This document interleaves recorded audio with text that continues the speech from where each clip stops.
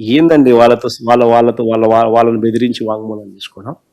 ఇక beverages corporation ఎండీగా పనిచేసిన వాసుదేవ్ రెడ్డి ఈ ప్రభుత్వం తనను వేధిస్తుందని హైకోర్టులో 3 సార్లు యాంటిసిపేటరీ బెయిల్ పిటిషన్ ఫైల్ చేసిండు ఈ మనిషి.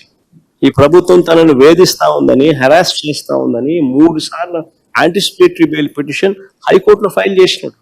ఇలాంటి వ్యక్తిని బెదిరించి భయపడిచ్చి చివరకు లొంగ తీసుకుని ఇలాంటి వ్యక్తి మళ్ళీ స్టేట్మెంట్ ఇచ్చిన తర్వాత ఈయన సెంట్రల్ గవర్నమెంట్ కు మళ్ళీ వెనక్కి వెళ్ళిపోవడానికి ఎన్ఓసి ఇచ్చారు.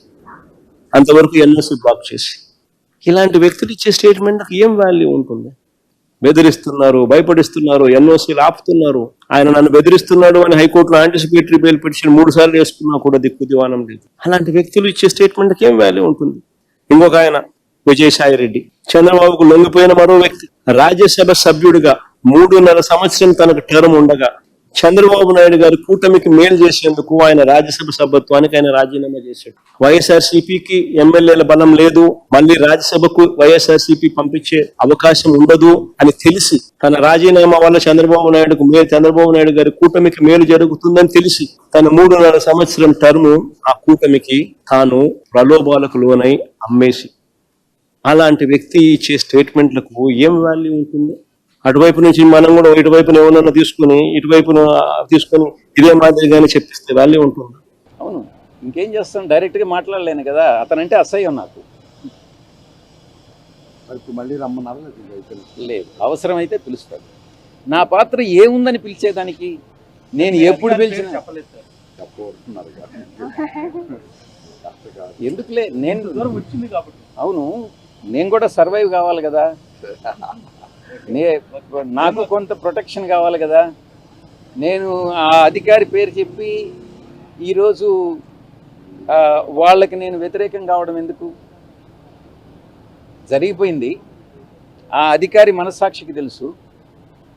ఇక్కడితో ఆగినా ఇక్కడితో ఆగకపోయినా నాకు వచ్చే నష్టం ఏమి లేదు. నేను ఒక్కటే చెప్తా, వీళ్ళందరూ ఇవన్నీ చెప్తున్నారు కదా, కాల్ రికార్డ్స్ తీయండి.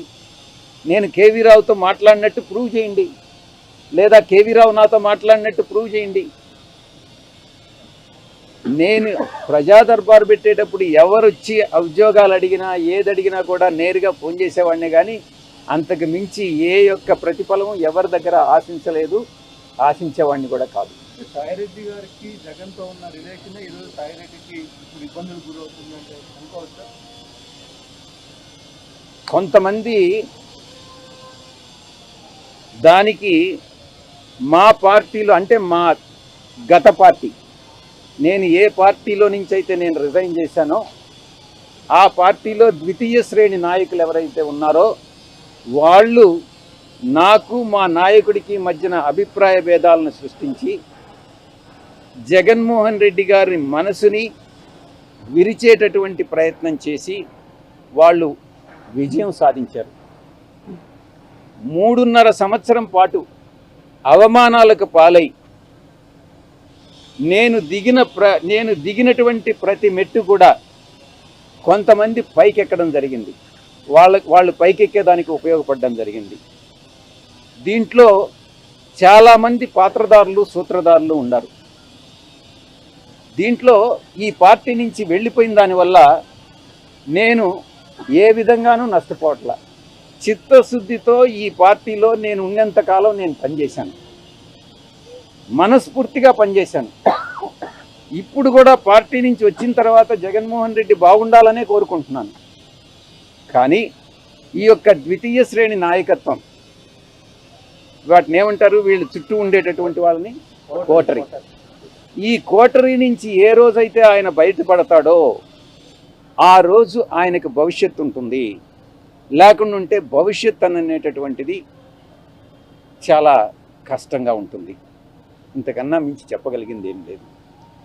ఎక్కడ బయట నుంచి పోయేటటువంటి ఇన్ఫర్మేషన్ ఈ యొక్క కోటరీకి అనుకూలంగా ఉంటే, ఎవరినైనా ఆయనకి పరిచయం చేయాలి, తీసుకెళ్ళాలి అని అంటే ఈ కోటరీ కానీ అంగీకరిస్తే వాళ్ళకి ఏదో ఒక రకంగా నయానో భయానో, లేకుంటే మంచిగానో కాళ్ళు పట్టుకోనో చేతులు పట్టుకోనో, లేకుంటే ఆర్థికంగా ఏదో ఒకటి చేసో వాళ్ళు ఆయన దగ్గరికి పంపిస్తారే కానీ దేవుడి దగ్గరికి పూజారులు అదర్వైజ్ దేవుడి దగ్గరికి పంపించట్ల.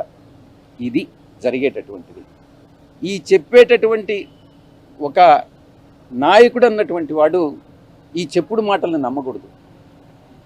చెప్పుడు మాటలను నమ్మితే నాయకుడు నష్టపోతాడు, ప్రజలు నష్టపోతారు, పార్టీ నష్టం.